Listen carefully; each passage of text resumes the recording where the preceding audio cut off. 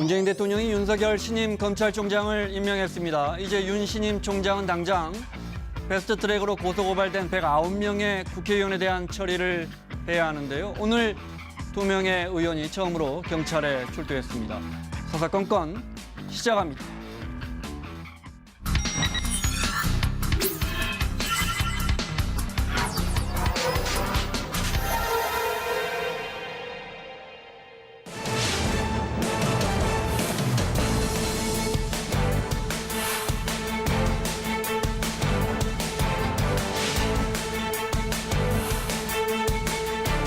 결국에는 일본 경제에 큰 피해가 갈 것임을 경고해 둡니다. 문재인 대통령께서 직접 강대강 배치로 끌고 가는 것은 일본 정부 입장에서는 오히려 꽃놀이패가 될 수 있습니다. 문제의 해결은 민족주의적 감상이나 만일 감정이 빗대서 찾아가는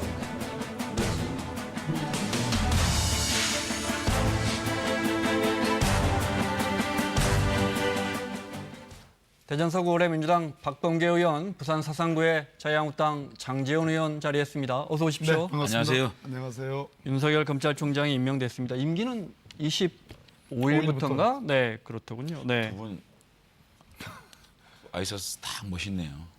저희 야당은 아직까지 추워가지고 윗도리를 벗을 수 있는 용기가 안 납니다. 국민들 앞에서 좀 더 정중하게 정장을 입고 인사를 드리는 게 예의가 아닌가 싶어서. 아니, 저는 더운 네. 프로그램을 개그로 만드시려고 지금 왜 작정을 하고 계세요? 왜 그러십니까? 개그가 아니라 아니, 저 이런 분위기 좋아합니다. 아니 두 분 네. 이렇게 엄중한 이야기 하기 전에. 와있어서 딱 네. 입으시니까 시원해 보이고 좋습니다. 네, 저희가 저희는 아직 추워가지고. 박 의원님 하실 말씀 있으면. 벗으세요. 아니 추워가지고. 더운데요. 아니, 국민들 앞에 좀 더 정중한 자세로 임하겠습니다. 아, 그럼 우리는 뭐 제가 시청자분들께 말씀드리자면 저희 패널 분들께는 편하게 입으시도록 말씀드리는데 좋다는 말씀하시는데 장재원 왜 의원님이 그렇게 시국이 또. 어느 때인데 지금 옷을 와이셔츠 바람으로 방송을 하느냐라고 농담을 하시기도 했습니다. 자, 윤석열 검찰총장이 임명됐습니다. 두 분도 제가 알기로 패스트트랙 기정 과정에서 고소고발 박 의원님도 돼 있죠. 예. 저는 왜 당했는지 모르겠어요. 네. 저는 압니다. 국회 선진화법 155조, 156조에는 국회 회의장 가로치고 국회 본회의장, 상임위장, 소회의장 가로 닫고 그 주변에서 폭력을 수반한 의사진행 방해를 얘기하는데요. 왜 그렇게 민주당에서는 저를 이렇게 두 번씩이나 고발을 했는지 저는 이해가 안 됩니다. 아직까지 소환장도 안 받았습니다. 아마 민주당- 부르지 않았으니까 뭐 특별한 문제는 없어 보이고요. 제가 보기에는 상당히 문제가 있었는데 뭐 경찰이 부르지 않는 걸 보면 뭐 다행이라고 생각하시고 아니 뭐 설마 저한테 앞으로도- 특혜를 주겠습니까? 앞으로도 부를 수 있으니까요. 아니요. 제가 보기에는 두 분 다 아직 예, 뭐 저희들은 부르면 바로 나갑니다. 아, 근데요, 오늘 뭐 백혜련 국회가- 의원하고 우리 윤수아 의원이 나갔는데 네. 무엇보다 중요한 것은 국회법의 위반이 아주 엄중하기 때문에 그 부분에 대해서 자유한국당 의원들이 뭐 나경원 원내대표부터 시작해가지고 이러저러한 말씀을 하시지만 네. 그래서 법 위에 네. 성의력이 있을 수가 오늘 없으니까 조사받는 윤수아 거 의원과 네. 아니, 지금 국회가 열려 있는데 경찰 출동하는 경찰이 모습입니다. 네. 정치적으로 서로 정치적 고소 고발한 사건에 대해서 수십 명의 국회의원을 이렇게 경찰에 부르는 게 맞는 건지 경찰은 생각해봐야 되는 것이고요. 네. 이 패스트트랙 문제가 터진 가장 근본적인 원인은 뭡니까? 불법 사보임을 문희상 국회의장이 네. 지금 그 허락해서 문제가 된 거 아닙니까? 그러면 경찰이 가장 먼저 수사해야 될 당사자가 누굽니까? 문희상 국회의장부터 소환했어야죠. 자, 그래 저희들이 편파 수사라고 이야기는 얘기하는 여기까지 하겠습니다. 네. 그동안은 여러 번 논의했기 때문에 문 대통령이 오당 대표와 회동하기로 한 거 모레 오후 4시 저희 사사건건 시간입니다. 4시부터 6시까지 2시간 동안 회동하기로 했습니다. 오당 대표와. 혹시 오당 대표와 회동한 다음에 황교안 대표와 또 별도로 단독 회담을 하거나 이런 이야기는 아직 못 들었죠? 그건 아직 못 들었고요. 네. 대통령께서 얼마나 우리 제1야당 대표를 안 만나주시니까 대승적 차원에서 지금 우리 경제가 얼마나 어렵습니까? 여기에다가 또 우리 그 수출 규제, 일본으로부터 수출 규제, 경제 네, 보복을 네. 당하고 있고 이런 외교 참사, 또 민생 파탄 속에서 대승적 차원에서 힘을 합치는 것이 또 일본에 대한 확실한 메시지가 될 것 같기 때문에 황교안 대표께서 조건 없는 청와대 회담 수용한 거는 잘했다고 저는 생각을 합니다. 네. 뭐 저도 황교안 대표께서 만시지탄이긴 하지만 뭐 형식에 구애받지 않고 어찌됐든 대통령님과 5분의 5당 대표 회담을 수용하신 것은 잘하신 일이다 라는 칭찬의 말씀을 드리지만 이런 점은 분명히 해야 되겠습니다. 왜 그랬을까? 그동안 단독 회담을 고집하셨던 분인데 지금 일본에 의한 저 무도한 정말 말도 안 되는 한국에 대한 수출 규제가 정치적 목적을 위해서 일본의 경제력을 남용하는 것이다라는 전 세계적인 공감대가 만들어져 가고 있고 우리 국민들이 어제 문재인 대통령께서 아주 단호한 이 사태가 장기화될 수도 있기 때문에 국민들의 결속과 단합을 호소하고 또 정치권의 단합을 호소했는데 그 부분에 대한 국민적 지지도가 67%에 이릅니다. 그런 측면에서 자칫 황교안 대표께서 이런 당대표 회담과 관련된 형식을 고집하다가는 잘못하면 이런 초당적 협조를 해야 된다는 국민적 여론에 정말 따가운 질책을 받을까 봐 저는 뭐 말 그대로 고육지책으로 받으신 걸로 그렇게 평가해요. 야, 근데 정말 제1야당 대표가 조건에 구애받지 않고 청와대 회동을 하겠다라고 얘기한 걸 가지고 저렇게 어쩔 수 없이 회동을 한 것이다라고 청와대 회동 안 하면 안 한다고 혼내시고 아니, 조건을 한다면 한다고 혼내시고 박지원 의원은 야당이 전화 여당이 이렇게 옹졸해가지고 말 좀 하죠. 국정을 위해 같이 할 수 있겠습니까? 저기 박지원 의원은 이런 경우에 이제 자연스럽게 이제 야당 대표가 초당적으로 협력하겠다고 하고 이제 5당 대표 회담에도 나가겠다고 하니까 그럼 이럴 때 또 문재인 대통령이 전화 한 통해서 또 고맙다고 하면서 이걸 자연스럽게 추경과 연결해서 이렇게 가는 게 그게 정치 아니냐 이렇게 이야기해요. 뭐 박지원 대표님은 그런 정치를 해오셨어요. 상당히 뭐 아주 뭐 확확 휠 정도로 유연한 분이시고 그 속에서 아주 그냥 참 날카로운 그러한 질의도 하시고 질문도 하시고 이 코너에 나오셔서도 좋은 말씀들을 하시지만 네. 문재인 대통령께서 뭐 그렇게 할 수도 있습니다. 그것은 전적으로 다 대통령께 달려있는 문제고 다만 제가 그걸 폄하하는 게 아니라요. 실제로 국회를 열어놓고 보니까 자유한국당 전반이 다 그렇다는 얘기는 아닙니다. 일부 의원들이 아베 혹은 일본의 정부 또 일본의 분위기를 탓하는 것이 아니라 그 전에 우리 정부부터 또 대통령부터 비판하고 비난하는 네. 그런 분위기들에 대해서 대통령만 그냥 등 떠밀어서 해결하라고 하는 그런 일방적 분위기가 일부 있었다. 그런 측면에서 제가 말씀드린 건데 네. 그런 차원에서 이번 18일 날 오후 4시에 5당 대표 회담이 이제 만들어졌으니까 의제에 너무 구애받지 말고 정말 네. 허심탄회하게 좀 대화를 나눴으면 아니 제가 좋겠어요. 저렇게 말씀하시니까 저도 좀 반론을 안 할 수가 없는데요. 황교안 대표가 조건 없는 회동을 한다 그래가지고 이 정부가 만들어놓은 민생 파탄 그리고 이 외교 참사를 통한 대한민국 산업에 결정적인 치명타를 맞을 수 있는 이런 상황에 대해서 면죄부를 준 건 아니고요. 정말 이 회동을 통해서 야당의 얘기를 쓴소리를 경청하고 경청을 넘어서 그 얘기들을 좀 실천하는 계기가 됐으면 좋겠고요. 그다음에 일본의 수출 규제, 경제 보복에 대해서 말씀하시는데요. 저는 이렇게 생각합니다. 교활한 아베 정권과 무능한 문재인 정권이 만든 참사였다. 우리 국민들은 편하게 살자고 얘기를 하고 있습니다. 자신들의 무능을 감추기 위해서 국민들의 감정을 자극하고 이래서는 안 되지 않습니까? 왜 문재인 정권은 여기까지 왔는지 이러한 수출 규제를 당하고 화이트리스트를 배제를 당하는 여기까지 왔는지에 대해서 네. 스스로 반성하는 좀 계기가 있어야 되겠다. 마찬가지의 대응에 역시 또 참 당혹함과 정말 안타까움을 금할 수 없는데 저렇게 정말로 본질을 망각하고 제가 보기에는 그렇습니다. 지금 일본의 이러한 정치 보복용 수출 규제가 단순한 일제징용 판결의 집행 문제에 그런 역사 문제에 있지 않습니다. 일본이 지금 마이너스 수출 기록하고 있고 또 이번 금년 10월부터는 일본이 정말 건드리기 어려운 소비세, 우리나라로 치면 부가가치세입니다. 소비세를 8%에서 10% 인상합니다. 역대 일본 내각에서 소비세를 건드린 정부는 다 무너졌습니다. 그렇게 일본 국민들의 그러한 동요, 경제가 어려운 것, 심지어 재정 적자가 우리나라에서는 40%를 넘느냐 안 넘느냐, 국가 채무 비율이 40%를 넘느냐 네. 안 넘냐 가지고 정말 그 대단한 뜨거운 감자처럼 얘기를 하는데 일본은 GDP 대비 230%에 이릅니다. 이 아베노믹스의 재정 적자 그 정도로 지금 확대돼 가지고 네. 감당할 수가 없는 상황이 됐어요.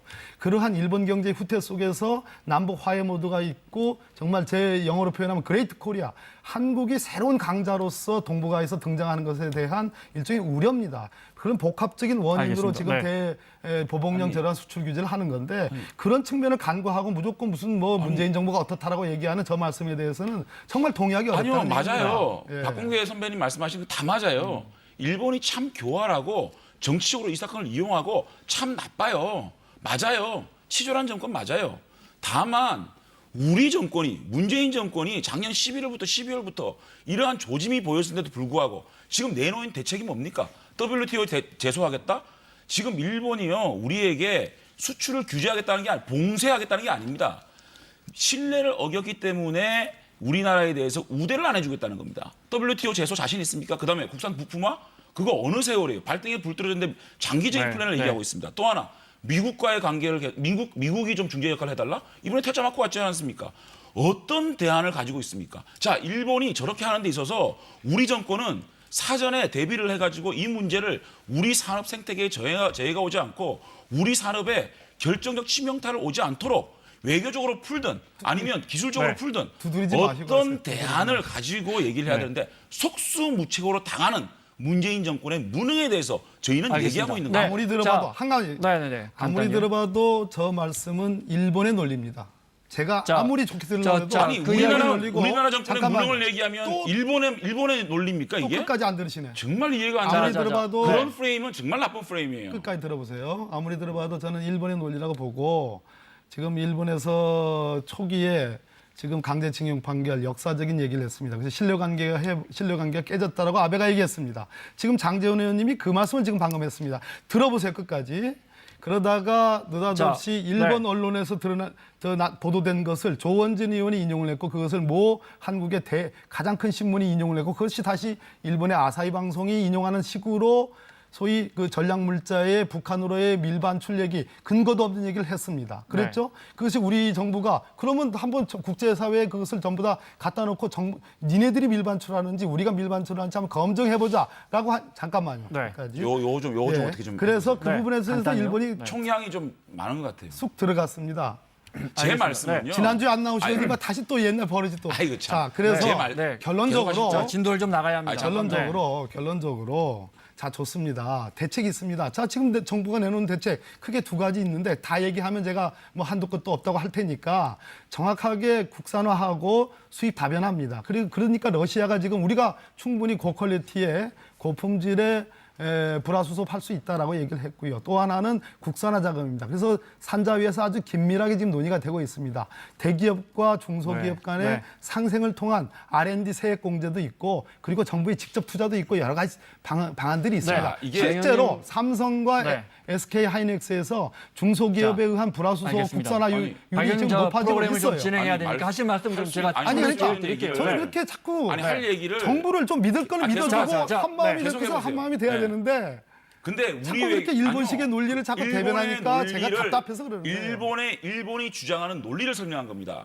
우리가 외교 무능으로요 이 프레임에 갇힌 거예요. 일본에 대해서 우리나라는 도덕적 우위를 확고하게 갖고 있습니다. 그럼에도 불구하고 일본의 신뢰가 깨졌다라는 신뢰 프레임으로 가버린 겁니다. 그건 철저한 우리 그 국가의 외교의 무능이고요. 그다음에 말씀드릴게요. 지금 국산화요? 뭐 부품을 개발한다고요? 어느 세월에요?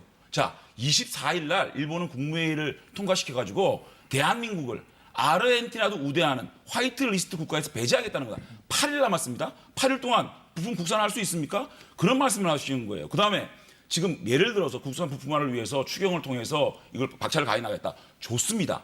그러면 왜 4월 달에 추경 제출하실 때 아무런 국산 부품화에 대한 예산이 없었습니까? 지금 와서 허둥지둥 우리 국민들에게 뭔가 무능을 면피하기 위해서 네. 그런 국산화를 얘기하고 있는 거 아닙니까? 알겠습니다. 자, 저희들은요. 네. 일본의 논리를 얘기하는 게 아니라요. 이 문재인 정권의 대책 없는 무능에 대해 지적하고 있는 겁니다. 분명히 얘기합니다. 자, 이거 잠깐 일본의 보시죠. 논리입니다. 최근에 논란이 되는 일본의 논리를 우리가 알아야죠. 자, 조국- 알아야 대응을 하죠. 그걸 조국- 충실히 잘 대변하고 있어요. 수석이 올린 SNS를 잠깐 보고 말씀 이어가도록 하겠습니다. 네. 뭐 보도를 보셨겠지만 조국 수석이 페이스북에 이런 걸 올렸습니다. 네. SBS 드라마 녹두꽃 마지막 회를 보는데 한참 잊고 있던 노래가 배경 음악으로 나왔다 하면서 축창가를 보냈고 아마도 일본에 대한 우리 의병들 단호한 대응 이런 이야기를 하고 싶었던 것 같고요.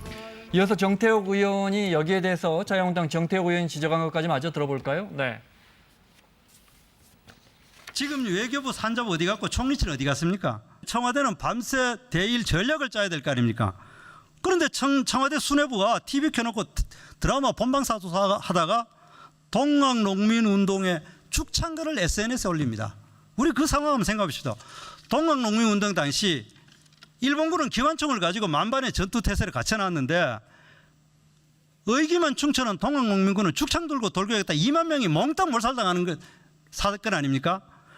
일본은 지금 이 경제전쟁에 대해서 엄청나게 준비를 되어 있는데 우리는 지금 축창 들고 외병만 일으키라 이렇게 국민들에게 어떻게 보면 반일 감정을 선동하는 것이 무슨 해결되겠습니까? 의원님께서 말씀하셨던 사례는 뭐 한두 분의 의견이라고 저는 생각하고요. 정부는 굉장히 차분하고 또 단호하게 뭐 이제까지 꾸준하게 저 대책을 세워오고 대응해 오고 있다고 생각합니다. 지금 정부라고 이야기했는데 금모으기 하자, 국채보상운동 하자, 12척 나에게 12척이나 남아있다. 그걸 누가 이야기합니까? 그거는 민초들이 이야기한 겁니까? 자, 정부 예. 야당에 대해서만 초당적으로 대처하자 그러지 말고 여당부터 차분하게 대응해야 될 부분이라고 생각을 합니다. 계속 이야기하셨지만 반일 감정을 자극하는 게 뭐 일부 여당이나 정부나 청와대에서 그게 이번 문제 해결하는데 무슨 도움이 되겠느냐라는 게 일관성 있게 나오는 자유한국당 측의 입장입니다. 제가 짤막하게 하고 네. 아마 좀 길게 하실 것 같은데 총량 따져보면 더 길어요. 말씀하시죠. 한 주 쉬고 나시더니 이상해지셨어요. 조국 민정수석의 역할이냐, SNS는 말 그대로 개인의 의견이나 어떤 사상, 감정 같은 걸 이렇게 자유롭게 표현하는 공간이죠. 네. 문재인 정부 들어서 민정수석의 역할이 종전에 엄정하게 뭐 검찰을 지휘해서 수사에 개입하고 그렇지 않고 제도개혁적으로 바뀌었습니다. 또 조국 수석은 사인으로 민간인으로 있을 때부터 SNS 활동을 활발하게 했고요. 특별한 코멘트를 다른 게 아니라 특정한 드라마의 마지막 회분에 나온 저 죽창가. 매우 상징적인 제가 대학 다닐 때 웬만한 사람들, 저도 저 노래를 잘 알고 참 막걸리 한 잔 먹고 잘 불렀습니다. 이렇게 거하게 취하면. 그런데 그냥 그것 이상도 이하도 아니다. 다만 청와대 내 분위기가 이번에 일본의 대한국 수출 규제가 정치 보복과 정말 무역 전쟁을 일으키는 무도한 것이고 단기간의 것이 아니다라는 그러한 분위기를 좀 반영한 거 아닌가 하는 생각이 듭니다. 참 우리 문재인 대통령께서는 참모복은 없는 것 같아요. 그러니까 참 이게 자꾸만 이분이 이렇게 SNS 중독 같아요. SNS를 자꾸 해가지고 정치권에 자꾸만 뭐라 그럽니까? 혼란과 이런 싸움을 붙이는 차라리 이분은 참모가 아니라 유시민 이사장처럼 밖에 나가서 야인으로 그냥 정치 평론하시는 게 맞지 않나라는 생각이 들고요. 그러면 SNS 얼마든지 올려도 된다. 그럼요. 네. 궁극적으로 저는 이 내용적인 면에 봤어도요. 그러면 우리 국민들이 이제 죽창 들고 나와서 전쟁터에 나와서 싸워야 됩니까? 정말 우리 국민들이 이렇게 얘기하고 있는 거예요. 유능한 정권 만나서 좀 편하게 살았으면 좋겠다. 이게 우리 국민들의 민심이라고 생각하고요. 자, 우리가 조선 왕조가 무능해서 나라가 뺏겼습니다. 우리 정권이 무능해서 IMF가 왔습니다.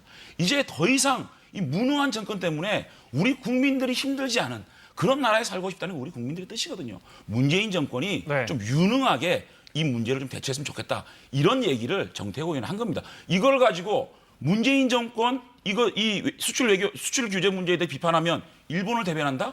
이런 프레임을 만들어 가지고 이렇게 또 일본의 네. 반일 감정을 자극해 갖고 우리가 무슨 이익이 있습니까? 제가 말씀을 드릴게요. 자, 일본이 선전포고했습니다. 24일 하이리티스트에서 배제하겠다. 그럼 선전포고 아닙니까? 선전포고에 대해서 우리가 할 수 있는 건 두 가지밖에 없습니다. 첫째, 완전히 원점 타격해가지고 보복해가지고 전면전하는 거. 두 번째는 화친 협상 아닙니까? 어떤 길을 갈지 문재인 정권이 정하고 네. 그 정한 길에 대해서 책임져야 할 겁니다. 뭐 반일 감정이 이 해결의 전부는 아니죠. 그러나 역사적 놓고 볼 때 일본은 우리나라한테 이웃 사촌이 아니라 정말 왼수처럼 우리나라를 침략했고 수도 없이 침략을 했습니다. 그 임진왜란, 정유회란, 한일 합방을 제외하더라도 정말 조선시대의 수백 년 동안의 왜구들의 출몰과 약탈을 생각하면 이웃 사촌이 아니었습니다. 그러나 해방 이후에 어찌됐든 한미를 중심으로 하는 동맹 관계가 형성이 됐고 동북아시아의 일종의 안보와 경제의 축입니다.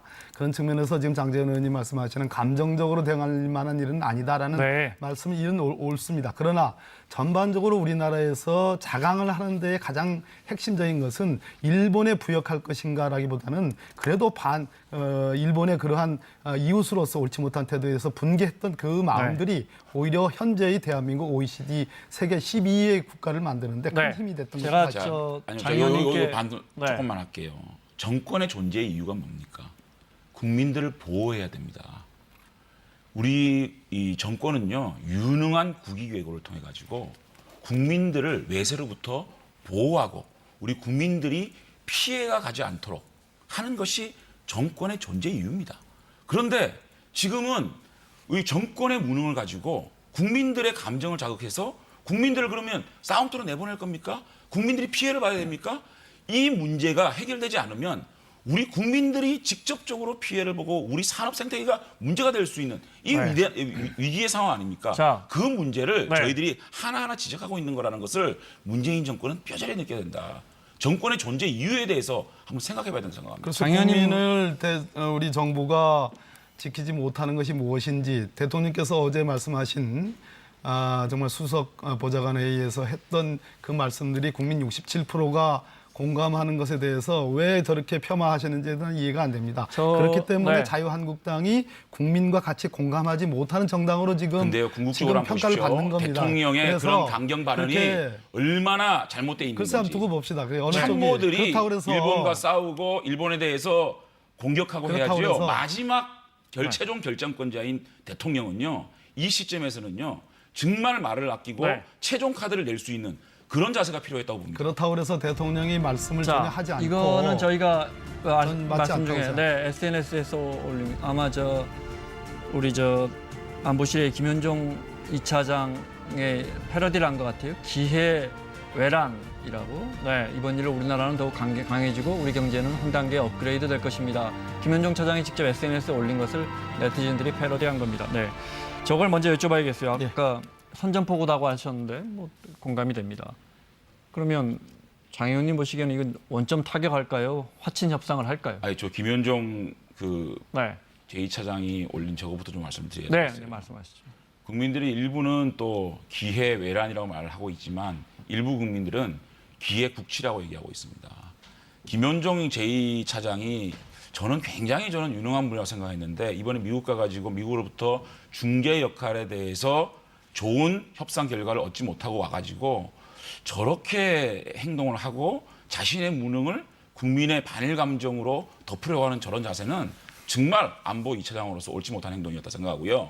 자유한국당이 이 문제에 대해서 먼저 안을 내놓을 이유가 없습니다. 네. 실제로 문재인 정권이 이 문제를 풀기 위한 핵심이 어떤 건지 그 고리를 어떤 걸로 풀어야 될지 문재인 정권이 스스로 생각하면 잘 나올 것이고요.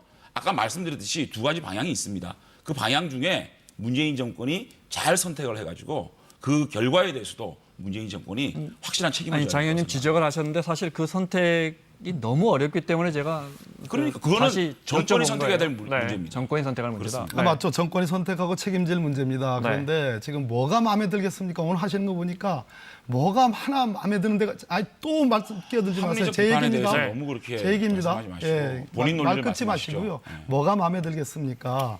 아니 저 2차장 김현정 2차장이 미국 가서 그 얘기를 다 얘기할 수가 없습니다. 미국의 조야의 중요한 인물들을 만나가지고 기본적으로 확인한 것이 이겁니다. 한미일 공조가 동북아시아에 있어서 굉장히 제가 아까 경제와 안보의 중심축이 된 거는 우리 셋이가 다 알고 국민이 다 알고 누가 다 합니다. 야당도 다 합니다. 네. 근데 그 한미일 공조와 관련해서 지금의 일본의 경제 보복이 상당히 우려스러운 대목까지 이르렀다는 데에 공감을 세게 받았다라는 것은 김현정 차장이 얘기를 했습니다.